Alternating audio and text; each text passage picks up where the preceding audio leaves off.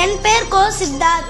நான் mount லிட்ராசி senior secondary CBSE பள்ளியில் 4ஆம் வகுப்பு படிக்கிறேன்.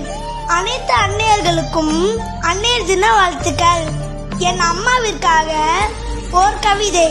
எங்கள் வீட்டு மூத்த இளவரசியே, 10 திங்கள் என்னை கருவறையில் சுமந்தவளே, நான் கருவறையில் இருக்கும் போதே என்னை காதலித்த என் காதலியே, தமிழனாய் என்னை ஈன்ற தமிழச்சி என் தாய், தமிழனாய் என்னை ஈன்ற தமிழச்சி என் தாய்.